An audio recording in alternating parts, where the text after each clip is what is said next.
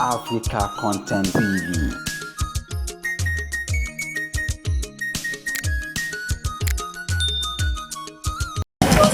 ẹlẹ́ka mi dúró tí mi bá ṣòro gbogbo àwọn tó bá bínú lẹ́ta tó bá dé kó bá yìí níbi ó dẹ̀ kó mọ̀mọ́ kan lọ́mọ yóò dẹ̀ kó lówó àpùtù nìbàdàn kí ló ṣẹlẹ̀ níbi bí bàjáde pàmò bí màá ṣe tẹ́wọ́ jọ pé nípa níbi ètò ìmọ̀ bí kò sí kò tó kéde pẹ̀lú nípa níbi tí ní kíkó dé nínú pé tó mọ̀ mí ẹ̀gbọ́n yóò dẹ̀ fẹ́ mọ̀ mí rí báyìí báyìí ó dẹ̀ kó mọ̀ mí báyìí báyìí jẹ́ ká máa lọ dùn wá báyìí báyìí ó dẹ̀ mọ̀ pàṣẹ ó báyìí báyìí ẹ̀yin ọmọ yìí ẹ bá ń ṣe pàṣẹ ó ṣẹ̀jẹ̀ mọ́ nìkan nílé ayé ṣẹ̀jẹ̀ mọ́ nìkan nílé ayé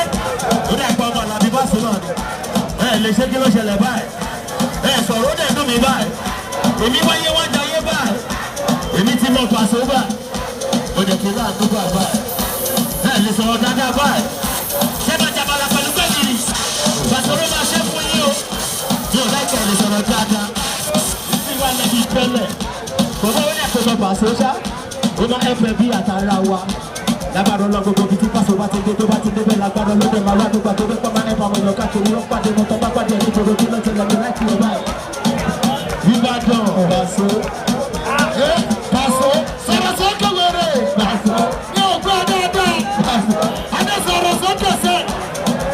Bómi débẹ̀ kì í bí ẹ débẹ̀.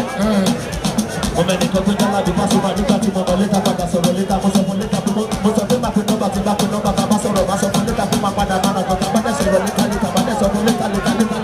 ó dẹ̀ máa padà jí létà ilé lé iná ọmọ náà sílẹ̀kù lékè wọ́n sójú sọ́lọ́pọ̀ ní mú mi ta lé lé iná ọmọ náà àìpọ̀ gbogbo orí ayé mi kúrò àti gbogbo ọ̀la àwọn èèyàn rẹ̀ náà wọ́n bọ̀ lórí bíi wọ́n bá wo pàṣẹ wọn ní kúkú òjijì ẹni mi wọ́n kàn máa fún wáṣọ ọ̀sìn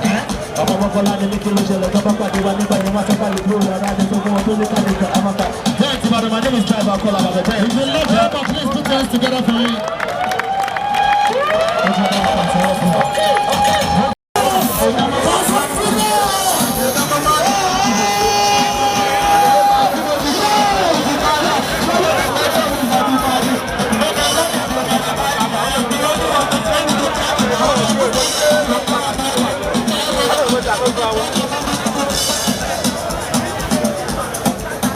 Oh shit.